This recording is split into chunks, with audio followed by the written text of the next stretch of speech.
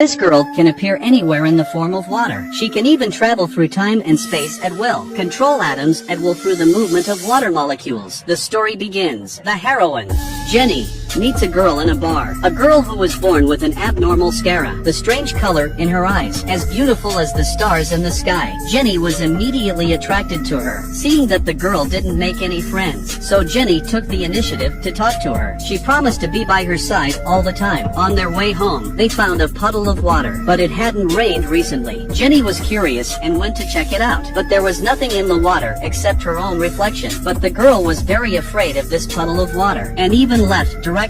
Jenny was left standing in the same place with a puzzled face. The next day Jenny passed by here again, and saw the girl staring at the puddle. Yesterday, she looked scared. Today, she was like a different person. Jenny then wanted to go up and ask for clarification, but when little Jenny arrived, in addition to a puddle of water, and did not see the girl, but what she did not know is, the girl had actually been caught by the puddle of water to take away. After returning home, Jenny told Dr. Mystery about the Star Girl and the mysterious pool of water. The doctor immediately sensed that something was wrong. He rushed to the scene to take a closer look at the puddle, found that there was no reflection of him in the water. But after a while the reflection appeared in the water again, and the reflection would move. The doctor found that this is not a reflection at all, but the water is imitating itself. The doctor felt that this is not ordinary water, so he loaded some samples back to study. What they didn't know was, the puddle of strange water on the ground has been quietly watching them. After Jenny returned home, strange things happened. She suddenly heard the sound of water coming from the unoccupied bathroom, but when she opened the door,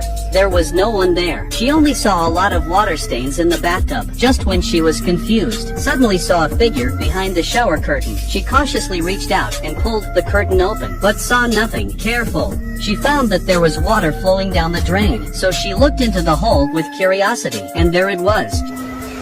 Was so scared that she immediately fell to the ground. Then she ran desperately to the doctor's house. She hurriedly put a chair against the door, but the strange water continued to pour in through the doorway, and after this puddle of water gathered, a liquid girl emerged from it. This girl can reorganize and camouflage at the level of water molecules, can travel anywhere. When she fully emerged, they discovered that this girl was the girl who had disappeared during the day. Dr. Mystery couldn't figure out what kind of creature it was. He quickly took Jenny into the time box and told her that this place is safer than anywhere else, but the girl had seeped in through the water molecules. She reappeared in front of them in human form. They didn't dare to talk to her at all. They didn't know if she was human or some kind of ghost, so everyone rushed to escape into the time station. The doctor drove the space-time ship back and forth on Earth. In a flash, they were in Australia. I thought it would be okay now, but the girl could not escape the clutches of space travel. This girl is like a shadow, more powerful than the doctor's time box. The doctor had no choice but to travel through the time dimension. He went directly to an alien planet 20 million years later. After confirming that the situation was safe for now, the doctor then said that the liquid on the ground is not water at all. It was a space-intelligent oil left on Earth. It can read human consciousness, and it happened that the girl's desire to leave was sensed by it, so it swallowed the girl and took her away. While the doctor and his assistant were talking, Jenny was attracted by a puddle of water on the side. The puddle even appeared the human face of the girl in a strange way.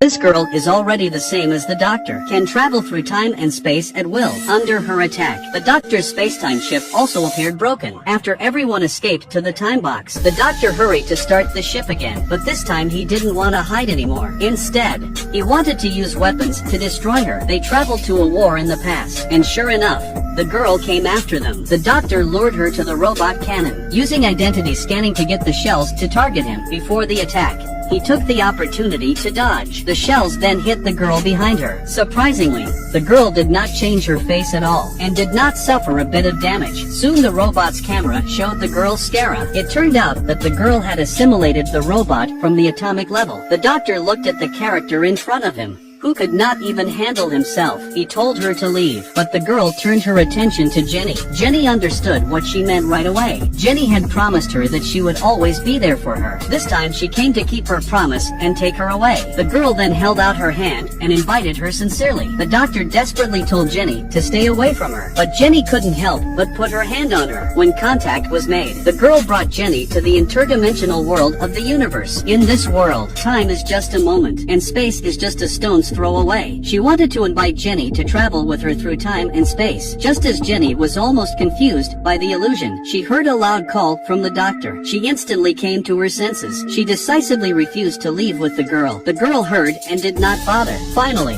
the girl herself disappeared into a puddle of water on the ground, just left a tear in Jenny's eye. Since then, Jenny will often think of that omnipresent girl. When time and space can travel at will, perhaps only memory is the only evidence of life's existence.